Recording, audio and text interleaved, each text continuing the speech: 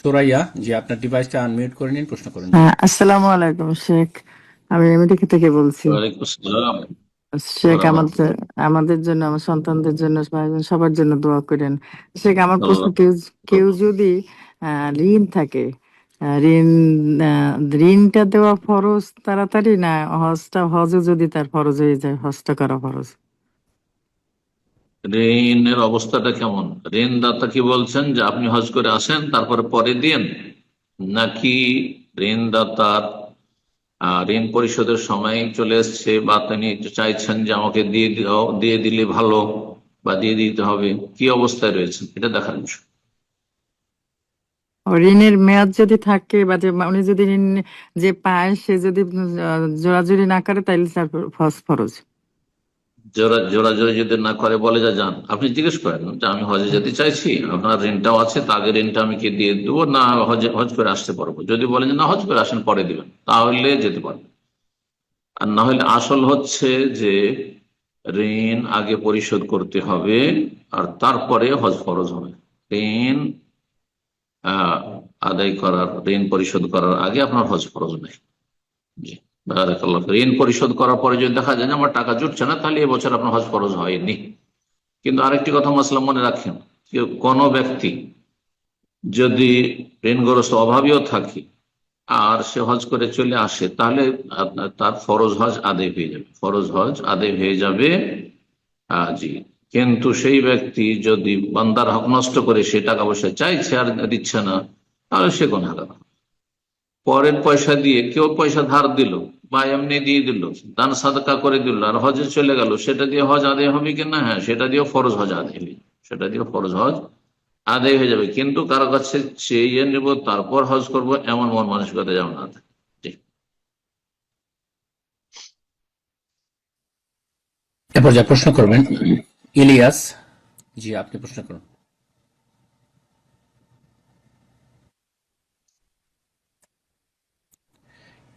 আসসালামু জি। আলাইকুম রহমতুল্লাহ বরকাতু। সম্মানিত শেখ, ওয়ালাইকুম আসসালাম রহমতুল্লাহ বরকাত।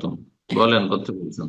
আমেরিকা থেকে বলছি। আল্লাহ আপনাকে দীর্ঘ হায়াত দিক, ইমান ও সুস্থতার সাথে। আমিন আল্লাহ আপনাদের ভালো রাখুন, দিন দুনিয়া সার্বিক কল্যাণ দান করুন। আমিন আমিন। আমাদের পরিবারের জন্য দোয়া করবেন শেখ। আমিন। জি।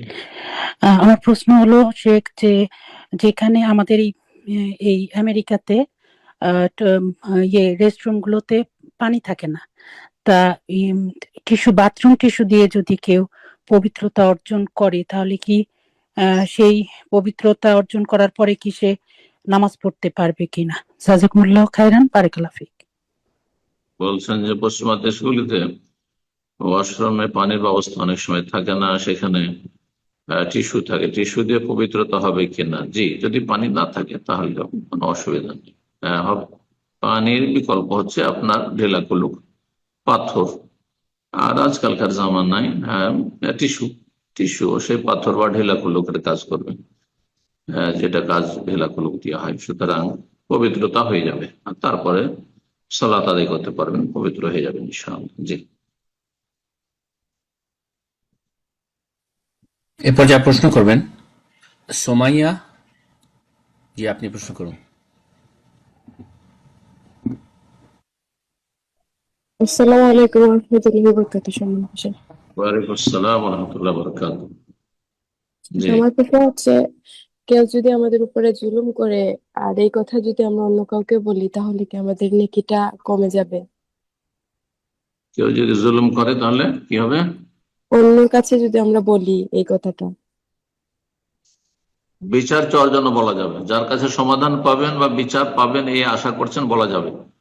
ইমাম নবী রাহিমাহুল্লাহ বলছেন, তাজাল্লুম, কেউ যদি জুলমের অভিযোগ করে, কিসের জন্য? বিচার পাওয়ার জন্য বা সমাধান পাওয়ার জন্য বা তার জুলম থেকে রক্ষার জন্য, তাহলে জায়েজ। কাউকে মারছে, আশেপাশের লোকে ডাকছে আমাকে রক্ষা করেন, এই যে এই লোক আমাকে মারধর করছে, এই লোক আমার জুলুম অত্যাচার করছে, বা টাকা পয়সা আমার কেড়ে নিচ্ছে, ছিনতাই করছে বা চাঁদাবাজি করছে, হ্যাঁ অবশ্যই বলবেন, বলা ফরজ। জি, অবশ্যই বলবেন। এটি গীবত নয়, এটি ওয়াজিব, এই গীবত করা ওয়াজিব। বারাকাল্লাহ। আমিন। প্রশ্ন করবেন জামিরুল হক, জি আপনি প্রশ্ন করুন।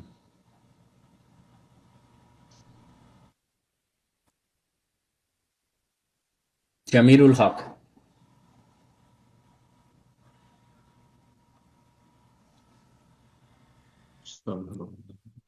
যে পর্যায়ে আমরা আরেকজনকে সুযোগ করে দিচ্ছি, সে প্রশ্ন করবেন এমডি মাসুদ আলম, যে প্রশ্ন করুন। আসসালামু আলাইকুম রহমতুল্লাহ বারকাতু। ওয়ালাইকুম আসসালাম রহমতুল্লাহ বরকাতুহ। সম্মানিত স্যার, আপনি কেমন আছেন? আলহামদুলিল্লাহ। প্রশ্ন বলেন।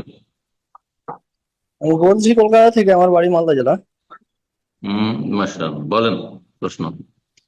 প্রশ্ন আমার, আলহামদুলিল্লাহ আমি হেদায়েত পেয়েছি কবরকে ভয় করে।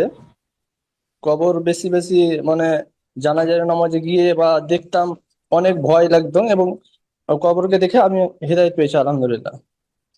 তো আমার আলহামদুলিল্লাহ। প্রশ্ন আমার এখন, কবর এবং বিনা হিসাবে জান্নাত কিভাবে যেতে পারবো, কি আমল করতে হবে একটু বলবেন দয়া করে সম্মানিত স্যার, এটাই আমার প্রশ্ন। হিসাব সম্পর্কে আল্লাহ বলেছেন মুমিনদের হিসাব হবে কিন্তু হিসাবান ইয়াসিরা। ফাম্মা মান উতিয়া কিতাবাহু বিয়ামিনিহি ফাসাউফা ইউহাসাবু হিসাবান ইয়াসিরা। যার ডান হাতে আমলনামা দেওয়া হবে, অর্থাৎ জান্নাতি যারা, তাদের হিসাব হবে খুব সহজ। এই সহজ হিসাবটি কি? সহজ হিসাব মানে জিজ্ঞাসাবাদ নয়, বরং আল্লাহ রাব্বুল আলামিন যদি কোনো ভুল ভ্রান্তি থাকে, তাহলে সেই ভুল ভ্রান্তিগুলি, গুনাহগুলির কথা আপনার সামনে, আমার সামনে পেশ করবেন। আমেল তা কাজা ওয়া কাজা ইয়াউমা কাজা ওয়া কাজা, এই এই কাজটা করেছো, এই ভুলটা করেছো, এই গুনাহটি করেছো অমুক দিনে অমুক জায়গায়, এইভাবে জিজ্ঞাসা করবেন। তখন বান্দা ভাববে যে আমি তো গেলাম, শেষ, জাহান্নামে যেতে হবে। তখন আল্লাহ বলবেন যে ভয় পেও না, আশ্বস্ত করবেন, বলবেন ভয় পেও না, সাতার তোহা লাকা ফিদ দুনিয়া, দুনিয়ায় এটাকে ঢেকে রেখেছিলাম তোমার দোষ ত্রুটি, তোমাকে দুনিয়াতে মানুষের সামনে বেজ্জত করিনি, অপমান অপদস্থ করিনি, লাঞ্ছিত করিনি।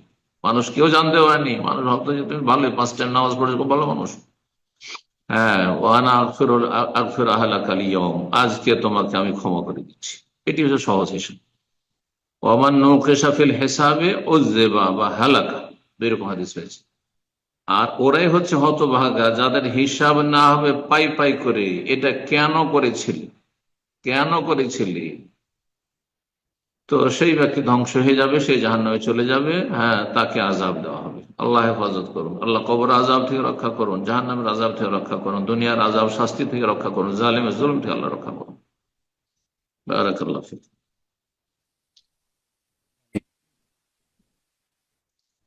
যা প্রশ্ন করবেন হামিদা খাতুন, জি আপনি প্রশ্ন করুন। আসসালামু আলাইকুম ওয়া রাহমাতুল্লাহি ওয়া বারাকাতুহু। ওয়ালাইকুম আসসালাম রহমতুল্লাহ বরকাত। শাইখ, আমি মালদা থেকে বলছি। বলেন প্রশ্ন। আমার প্রশ্ন হলো যে অজু অবস্থায় ছোট বাচ্চার পেশাবের কাপড় পরিবর্তনের সময় শুকনো কাপড় পরাতে মানে হাতের ভেজা অংশটা শুকিয়ে যায়। এই অবস্থায় হাত ধুয়ে পবিত্রতা অর্জন করতে হবে নাকি সালাত হয়ে যাবে? জাযাকুমুল্লাহু হাতে খাইরান। কি পেশাব লেগেছে? মানে হাতে হালকা লেগে যায় পেশাব। পেশাব না ধোয়া, ওই যে পেশাব ধোয়া পানি? পেশাব লেগে যায় মানে প্যান্ট বা কিছু চেঞ্জ করতে গিয়ে, আচ্ছা, আবার অন্য। ছেলে ছেলে সন্তান না মেয়ে সন্তান? মেয়ে সন্তান। মেয়ে সন্তান। যদি সরাসরি পেশাবে লাগে তাহলে ধুয়ে নেবে, হ্যাঁ, হাত লাগে। আর যদি পেশাব ধোয়া গেছে, তারপরে বাচ্চার শরীরে পানি ভিজা আছে, আর সে ভিজাতে হাতে লেগেছে, তাতে কোনো দোষ নেই, যা ধোয়া হয়ে গেছে পরিষ্কার হয়ে গেছে। আল্লাহু আ'লাম। এরপর যা প্রশ্ন করবেন জামিরুল হক, জি আপনি প্রশ্ন করুন।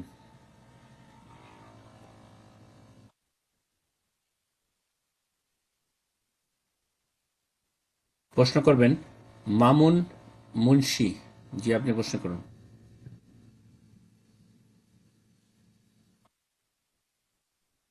মামুন মুন্সি, আপনার ডিভাইসটা আনমিউট করে নিন, প্রশ্ন করুন।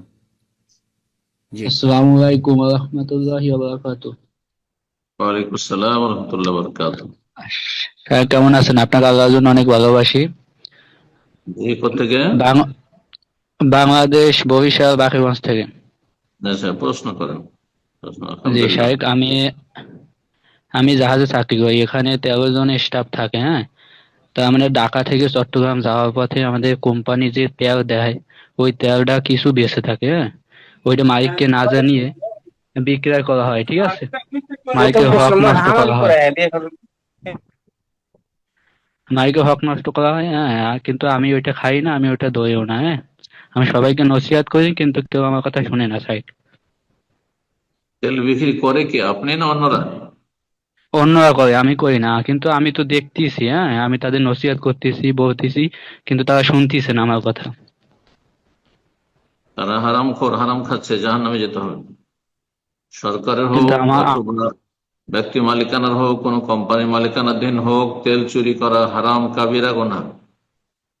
কথা বোঝা গেছে? সুতরাং তারা জাহান্নামে যাবে। আইয়ুমা লাহমিন নাবাতা মিন নাসুদ ফান্নার আউলা বিহি। যাদের রক্ত, হ্যাঁ, মাংস তৈরি হয়েছে হারাম খেয়ে, এই চুরি করা, বেইমানি করা, আত্মসাৎ করা, মানুষের টাকা পয়সা নষ্ট, মেরে খাওয়া, এইসব দিয়ে হারাম খেয়ে সেই শরীরের হকদার হচ্ছে জাহান্নাম, সে জাহান্নামে যাবে। জি, আল্লাহ হেদায়েত করে ওই সব লোকদের। আপনি যদি পারেন তাহলে যারা দায়িত্বশীল কর্মকর্তা রয়েছেন তাদের জানিয়ে দেবেন, এটা হচ্ছে আপনার উপরে দায়িত্ব। কিন্তু যদি দেখেন যে জানালে আমার প্রাণনাশের ঝুঁকি আছে, ক্ষয়ক্ষতি করবে আর তারা টের পেয়ে যাবে, তাহলে তাদের অনিশ্চয়তা রক্ষার জন্য আপনি নাসিহাতে ক্ষান্ত করবেন, উপদেশ দেবেন, আল্লাহর ভয় ভীতির কথা বলবেন। জি, আল্লাহ হেদায়েত করুন। কিন্তু যদি এমন কোন আশঙ্কা না থাকে বা আপনার নাম কে গোপন রাখা যাবে, গোপনীয়তা তারা রক্ষা করবেন, তাহলে জানিয়ে দিতে হবে। তাহলে জানিয়ে দিতে হবে যে এরা চুরি করছে। বারাকাল্লাহ ফিক। আমিন। প্রশ্ন করবেন জামিরুল হক, জি আপনি প্রশ্ন করুন। জামিরুল হক,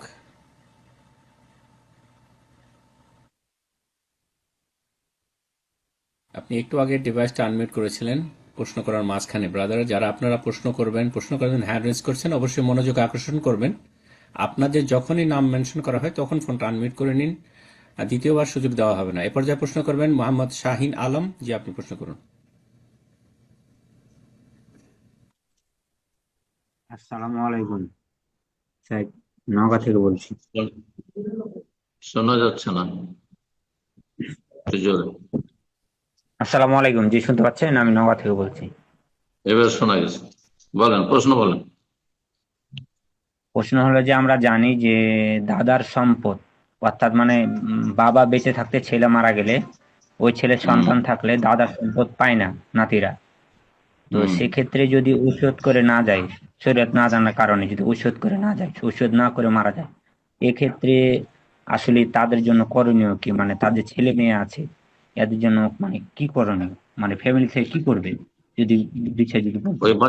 ওই বাচ্চাদের বাবা যিনি মারা গেছেন, তার যদি ধন সম্পদ থেকে থাকে, সেটা থেকেও পেয়েছে, হ্যাঁ, এই সব কচি কাঁচা বাচ্চারা, আর তারপরে দাদা আছে, দাদার নামে যে জমি জায়গা আছে সেগুলোতে পেলে ভালো ছিল, কিন্তু তার বাবার পেয়েছে, বাবার সম্পদ ছিল, এমন না যে অসহায় হয়ে যাবে, এর পথের ভিখারি হয়ে যাবে, তাহলে তখন ওয়াজিব ফরজ নেয় ওসিয়ত করা দাদার জন্য। কিন্তু যদি দেখা যায় আমাদের দেশে তো অন ইসলামিক পারিবারিক কাঠামো ভালো না, ছেলেরা আয় উপার্জন করে যতদিন বাপ মা বেঁচে আছে সব বাপ মার কাছে জমা করে দিচ্ছে, অথবা বাপ মার অ্যাকাউন্টে টাকা পয়সা পাঠিয়ে দিচ্ছে, বাপ মা সবকিছু ভোগ করছে, এক ছেলের আয় ইনকাম নিয়ে সমস্ত ছেলে জন্য, মেয়েদেরকে তো দেয় না, সমস্ত ছেলেদের জন্য সমান সমান ভাগ করে দিচ্ছে। এই হারাম কাজ করছে, অন ইসলামিক তরিকা এগুলো।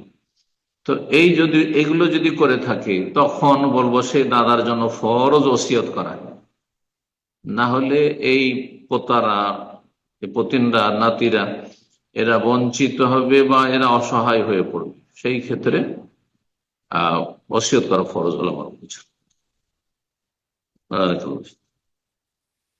আমিন। প্রশ্ন করবেন সোমাইয়া পুষ্প, জি আপনি প্রশ্ন করুন। আসসালামু আলাইকুম। আমি বাংলাদেশ থেকে বলছি। ওয়ালাইকুম আসসালাম রহমতুল্লাহ বরকাত। প্রশ্ন? উম, আমার প্রশ্ন হচ্ছে, আমার জন্য পাত্র দেখা হচ্ছে, কিন্তু আমি একজন সালাফি মানহাজের অনুসারী। আমি যে অঞ্চলে অবস্থান করছি, এই এলাকায় আশেপাশের এলাকার বা অন্য অঞ্চল থেকে যত পাত্র আসছে কেউ সালাফি না, সবাই হানাফি। আর হানাফি হলেও প্রকৃত হানাফি না, তারা অনেক বেদাতে লিপ্ত।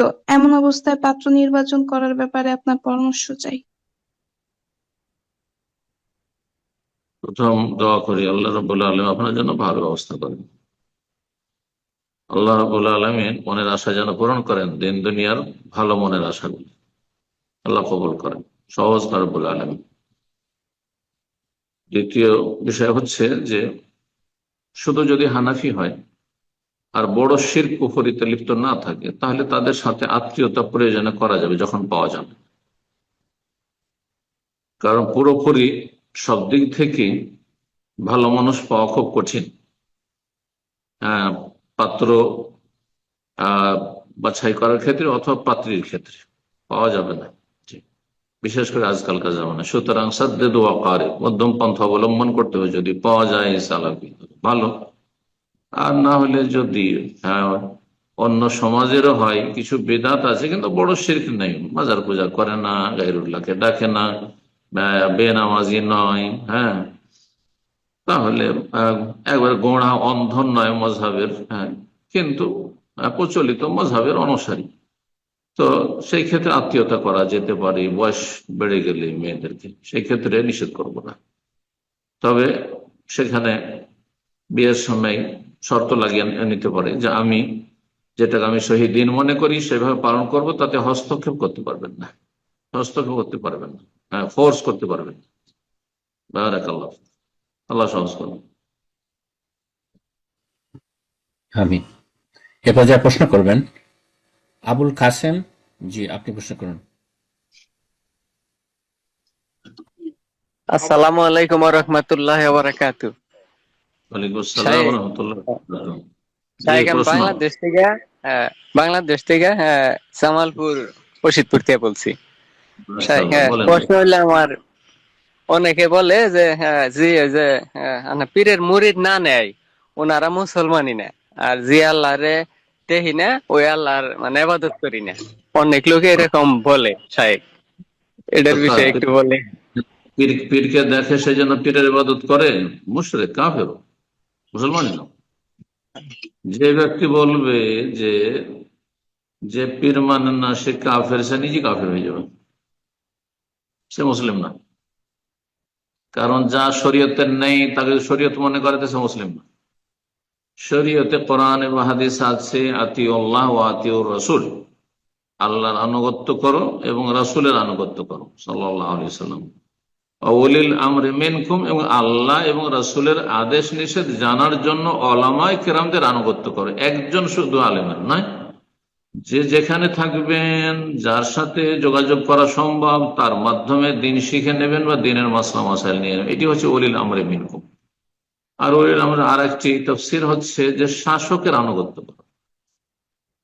কিন্তু শাসকের আনুগত্য, আলেমের আনুগত্য, আলেমের ফতোয়া নেওয়া, এই ক্ষেত্রে যদি দেখা যায় যে আপোষে মতানৈক্য হচ্ছে, বিভিন্ন মত রয়েছে, ফরুদ্দুহু ইলাল্লাহ, আল্লাহর দিকে ফিরে আসো, ফিরিয়ে দাও, রাসূলের দিকে ফিরিয়ে দাও, মানে কোরআন সুন্নাহ থেকে ফয়সালা নেবে।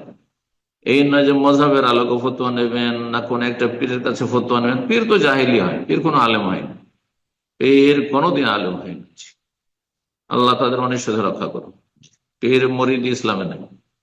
ইসলাম আছে কোরআন সুন্নাহ মেনে চলতে হবে, সাহাবায়ে কেরামদের বুঝকে সামনে রেখে, এবং আপনার জামানার বিজ্ঞ আলেম যাদের সাথে যোগাযোগ করার সময় তাদের কাছ থেকে মাসলা মাসাইল জেনে নিতে হবে। আল্লাহ তাআলা বারাকাল্লাহ।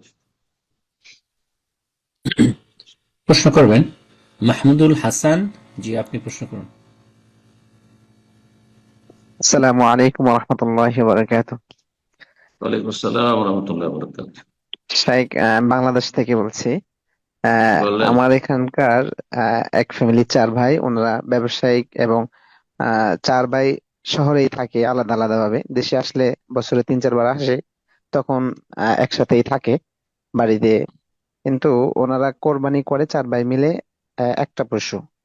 তো এখন যার টাকা বেশি উনি একটু বেশি দেয়, যার ব্যবসা বাণিজ্য টাকা কম উনি একটু কম দেয়। সেক্ষেত্রে এটা বৈধ হবে কিনা? জি, তারা যখন কোরবানি করে বাড়িতে এসে তখন একসাথে করে, কিন্তু এমনি আয় উপার্জন করে অন্য জায়গায় থাকে। বাড়িতে যখন দেশে থাকে তখন একে অন্যে খাওয়া দাওয়া করে না আলাদা আলাদা সংসার তাদের? না, একই সাথে বাড়িতে, বড় বাড়ি আছে, একসাথে বাড়িতে একা মানে সবাই একসাথে থাকে বা যখন তাহলে বাড়িতে একই আসে। অন্য, একই অন্য আছে। একটা গরু যদি দেয় আর তাতে তারপরে সমান সমান দেওয়া কোনো শর্ত নাই। যদি একজন ভাই গরিব হয়, দুজন গরিব হয়, বলে তোমরা কিছু দিও না, আমরা দিয়ে দেন, সবার পক্ষ থেকে হয়ে গেল, জায়েজ আছে, কোনো অসুবিধা নেই। এই ক্ষেত্রে যদি মনে করে যে আমরা 7 ভাগের কেউ 2 ভাগ করে নিয়ে নেবো, আর কেউ 1 ভাগ নেবো, তা করতে পারে। আবার যদি ভাগ নাও করে কোনো অসুবিধা নেই। হ্যাঁ, আমরা সবার নিয়ত করছি, কারণ একসাথে একে অন্যে যেহেতু খাওয়া দাওয়া করছি। যদি বাড়ি আলাদা আলাদা গ্রামে হয়ে যায়, বাইরে ইনকাম আলাদা করছে, সেটা আলাদা বিষয়। কারণ প্রবাসে থাকে, সবাই তো আলাদা আলাদা জায়গায় থাকে এখানে, কিন্তু দেশে গিয়ে একে অন্য যদি খাওয়া দাওয়া করে তাহলে একটি পরিবার। শাইখুল হোসেন রাহিমাহুল্লাহ বলছেন ওয়ালাউ কানু মিয়া, যদিও তাদের সংখ্যা 100 হোক। তো 100 তো স্বামী স্ত্রী আর ছেলে মেয়ে শুধু 100 হয় না, এমনকি বাপ মাকে সামিল করলে 100 হয় না। তা নিশ্চয়ই ভাই বোন তারা যদি একে অন্যে থাকে তাহলে একটি পরিবার, একটি আহলে বাইত। তাদের একটি বাড়ি বলবে, কয়েকটি বাড়ি বলবে না। হ্যাঁ, আলা আলা নবী সাল্লাল্লাহু আলাইহি ওয়াসাল্লামের হাদিস, আলা কুল্লি আহলে বাইতিন ফি কুল্লি আমিন উযহিয়া, প্রত্যেক পরিবারের উপর, আহলে বাইতের ওপর, বাড়িওয়ালার ওপর প্রতি বছরে একটি করে উযহিয়া কোরবানি রয়েছে। সুতরাং একটি কোরবানি যথেষ্ট। একটি গরু হলে ভালো, তার চাইতে ভালো হচ্ছে উট হলে ভালো গোটা। আর যদি খাসিও হয় আর একে অন্যে থাকে তো যথেষ্ট একটি পরিবারের জন্য। ভাগের ক্ষেত্রে বড় দ্বিমত রয়েছে, ইখতিলাফে মাসলা। বারাকাল্লাহু ফিক। জাযাকাল্লাহ খায়ের। এই পর্যায়ে প্রশ্ন করবেন শাফি। জি, আপনি প্রশ্ন করুন। আসসালামু আলাইকুম শাইখ। ওয়ালাইকুম আসসালাম ওয়া রাহমাতুল্লাহি ওয়া বারাকাতুহু। জি, রাজশাহী বাংলাদেশ থেকে বলছি। বলেন প্রশ্ন। আমার প্রশ্ন হলো, আল্লাহ তাআলার একটা সিফাত সৃষ্টি করা, এটা নিয়ে। কারণ হচ্ছে এক জায়গায় দেখলাম আহলে হাদিসেরই এক শাইখ বলেছেন যে ইবনে তাইমিয়া রহিমাহুল্লাহের উদ্ধৃতি নিয়ে বলেছেন যে তিনি নাকি বলেছেন যে আল্লাহর সৃষ্টির কোনো শুরু আর শেষ নেই, আরো সৃষ্টির আগেও বহু সৃষ্টি ছিলেন এবং পৃথিবী সৃষ্টির পরেও নাকি আরো সৃষ্টি করবেন, এটা নাকি চলতে থাকবে, কোনো শুরু আর শেষ নেই। তাহলে এটা তো সত্তাগত সিফাতের মতো হয়ে গেল। সো আমার প্রশ্ন হলো, আল্লাহ তাআলার সৃষ্টি করা সিফাত এটা কি সত্তাগত নাকি কর্মগত সিফাত? কিসের মতো হয়ে গেল? সত্তাগত সিফাতের মতো। আল্লাহ রাব্বুল আলামিনের সিফাত হচ্ছে সৃষ্টি করা, খালক, যেটি আল্লাহর সাথে কায়েম। হ্যাঁ, সেটি আল্লাহ রাব্বুল আলামিনের সিফাত। কিন্তু সৃষ্টি তার মানে এই নয় যে একবারে সৃষ্টি করে ফারেক হয়ে গেছেন। আল্লাহ বিভিন্ন সময় সৃষ্টি করবেন বা করছেন, এটা সিফাতে ফেলিয়ে। আর আপনার সাধারণ মানুষ এসব সিফাতে ফেলিয়া না সিফাতে জাতিয়া, সত্তাগত না কর্মগত, এগুলোতে কেন পড়ে? এগুলোতে যারা আপনারাকে ঢুকিয়ে দিয়েছে তারা আসলে ভুল করেছে। এত খুঁটিনাটি কথাবার্তা, হাদ্দিসিন নাস আলা কাদরি উকুলিহিম, মানুষ যতটা বুঝে তাদেরকে ততটা বুঝাও। এই সাধারণ মানুষের মাঝে এত বিশদ ভাবে আসমা সিফাতে আলোচনা করতে গিয়ে আরো বিভ্রান্তই করেছে আপনি। আল্লাহ হেদায়েত দান করুন। প্রশ্ন করবেন আমির হোসেন। জি, আপনি প্রশ্ন করুন। আসসালামু আলাইকুম ওয়া রাহমাতুল্লাহি ওয়া বারাকাতুহু। সম্মানিত শেখ, কলকাতা থেকে বলছি। জি, যে আমার প্রশ্ন হলো, আমাদের এখানে একটা মুদিখানা দোকান ছিল শেখ।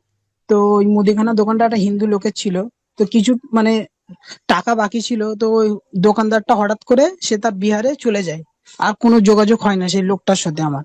তো কি সে কিছু টাকা পেতো, তো ওই টাকাটা শেখ আমি এখন কি করব? কোনো কোনো ভালো মানে কোনো কোনো ইসলামিক কিতাব ছাপানো হচ্ছে, ওখানে দিয়ে দেবো, মানে টাকাটা সে কি করবো আমাকে একটু জানাবেন।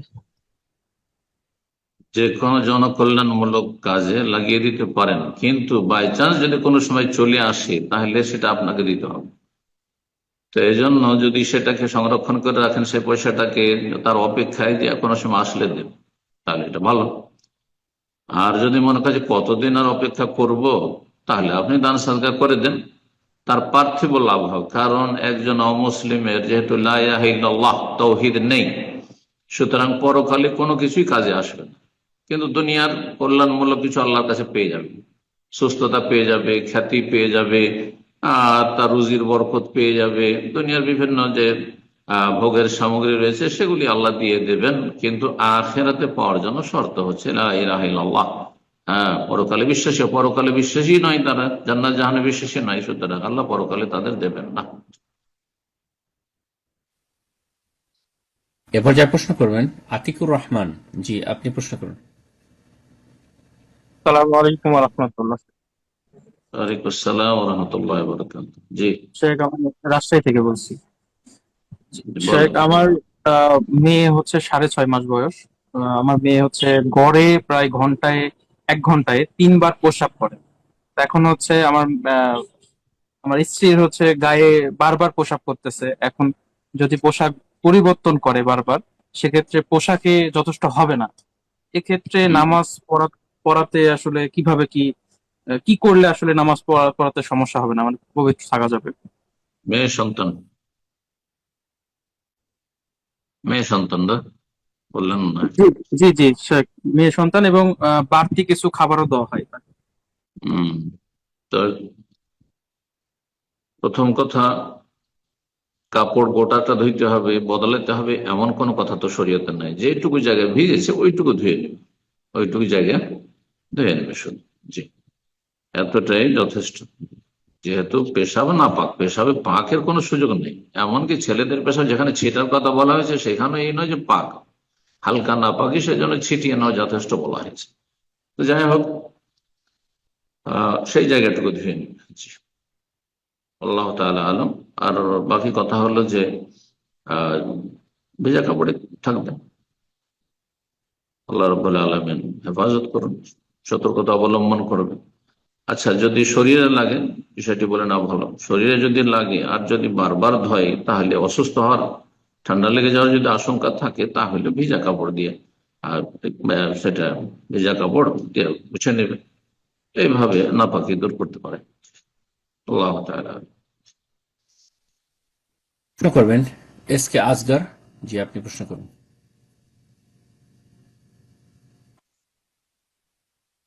S K Asgar. জি, প্রশ্ন করুন। আসসালামু আলাইকুম রহমতুল্লাহ বারকাত। ওয়ালাইকুম সৌদি আসসালাম। আরব আমিরাত থেকে বলছি। জি, বলেন। যে আমার প্রশ্ন হচ্ছে, এই হজের মাস আসছে, যে হজের 10 দিনের যে ফজিলতের কথা বলা হয়েছে, যে জিহাদের সমতুল্য সেম সেম ইবাদত, তো এই ইবাদত গুলো কিরকম হবে এই সম্পর্কে জানতে চাইছি স্যার। ইবাদত কি, মানে কিরকম, কি কি ইবাদত করলে ওটা মানে সুবিধা হবে? বিস্তারিত আলোচনা আছে, বিষয় ভিত্তিক শুনে নেবেন। এই দিনগুলির করণীয় কি? এই দিনগুলির মধ্যে রয়েছে গুরুত্বপূর্ণ ইবাদত হজ, বাইতুল্লাহর হজ যা ফরজ।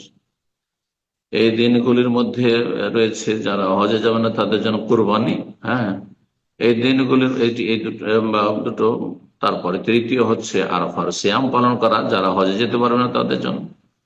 এছাড়া ফাকসিরু ফিহিন্না মিনাত তাহলিল ওয়াত তাকবীর ওয়াত তাহমিদ, তকবীর, হ্যাঁ, তাহলিল, এইসব, হ্যাঁ, আল্লাহু আকবার, আল্লাহু আকবার, লা ইলাহা ইল্লাল্লাহ, আল্লাহু আকবার, আল্লাহু আকবার, লিল্লাহিল হামদ, এগুলি পাঠ করা।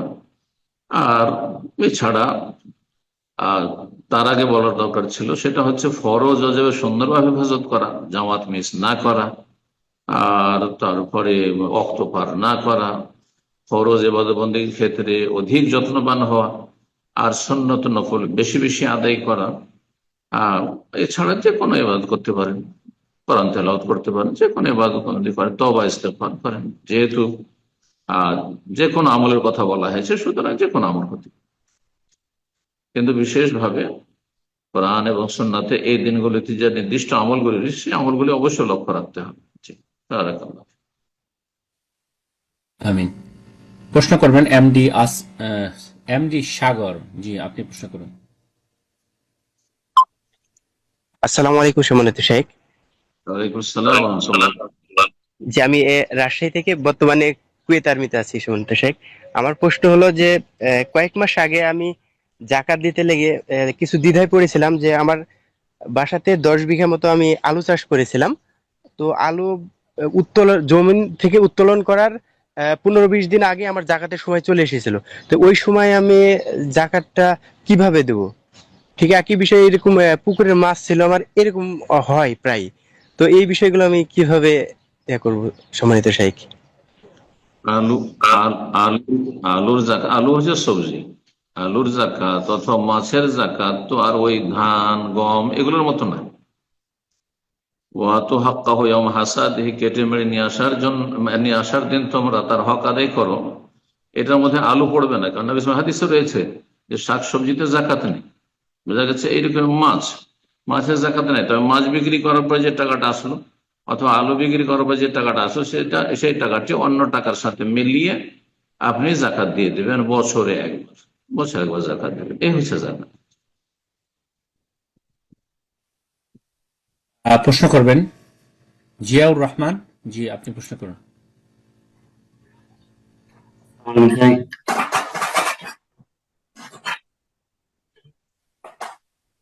জি আপনার আওয়াজ স্পষ্ট। আসসালামু আলাইকুম ওয়ালাইকুম আসসালাম ওয়া রাহমাতুল্লাহি ওয়া বারাকাতুহু। শেখ। আমার প্রশ্ন হচ্ছে, কোনো মহিলা যদি তার স্বামী থাকা সত্ত্বেও পালিয়ে অন্য পুরুষকে বিয়ে বিয়ে করে অভিভাবকের অনুমতি ছাড়া, তাহলে সেই অবৈধ দম্পতি সংসারে মেয়ে সন্তান জন্মগ্রহণ করে, সেই মেয়ে সন্তানকে বিয়ে করা কি জায়েজ এবং বিয়ে করা কি উচিত হবে?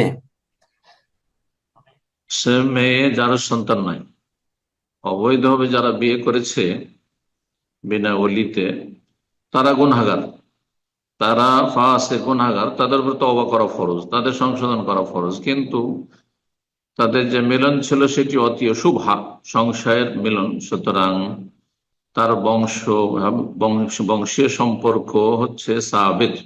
কথা বোঝা গেছে?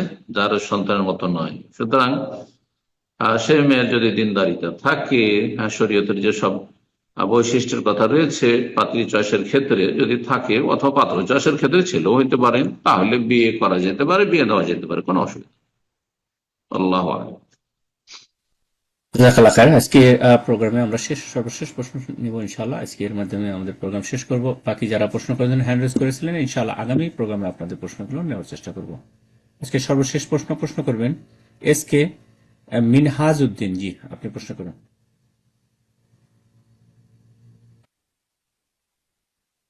এসকে মিনহাজ উদ্দিন, ডিভাইসটা আনমিউট করে নিন, প্রশ্ন করুন। হ্যালো হ্যালো বলেন। জি জি জি শুনতে পাচ্ছি। আসসালামু আলাইকুম। ওয়ালাইকুম আসসালাম ওয়া রাহমাতুল্লাহি ওয়া বারাকাতুহু। জি, হ্যাঁ শেখ, আমি শেখ মিনাজউদ্দিন বলছি কোথা থেকে? পশ্চিমবঙ্গের হাওড়া উলুবেড়িয়া থেকে। আচ্ছা, হ্যাঁ, প্রশ্ন। আমার একটা প্রশ্ন হলো, ওই যখন জামাত শুরু হয়ে যায়, তো যেতে অনেক সময় একটু দেরি হয়ে যায়, ইমাম সাহেব সূরা ফাতিহা অর্ধেকটা পড়ে ফেলেছে কি পুরোটা পড়ে ফেলেছে, আমি সেই সময় জামাতে যুক্ত হলাম, অথচ আমি অন্য মনস্কতার কারণে পড়া হলো না সূরা ফাতিহা, তাহলে কি আমাকে সে রাকাতটা আবার ঘুরিয়ে পড়তে হবে? বা কতটুকু অংশ সূরা ফাতিহা ছেড়ে গেলে আমার রাকাতটা, মানে সূরা ফাতিহা আমাকে পড়তে হবে? সূরা ফাতিহা ইমামের পড়া হয়ে গেছে, কিন্তু অন্য সূরা পড়ছেন ইমাম? জি, মনে হয় সেই শুনছেন সময় না আমি ভাই। জামাতে যুক্ত হলে কি করব? হ্যাঁ, বলছিলাম বা যে আমার অর্ধেকটা সূরা ফাতিহা শোনা হয়েছে, এরকম সময় যুক্ত হয়েছি আমি জামাতে। হ্যাঁ, তো আপনি সূরা ফাতিহা পড়ে নেবেন, সানা পড়বেন না। সানা পড়া সুন্নাত, সূরা ফাতিহা পড়া ফরজ। সূরা ফাতিহা পড়ে নেবেন। আর যদি দেখা যায় যে বাইরে থেকে গিয়েছেন, সূরা ফাতিহা পেলেন না, রুকু পেলেন, তো অধিকাংশ আমাদের কাছে রুকু পেল, বাইরে থেকে আসা লোকের জন্য সালাত হয়ে যাবে, রাকাত হয়ে যাবে।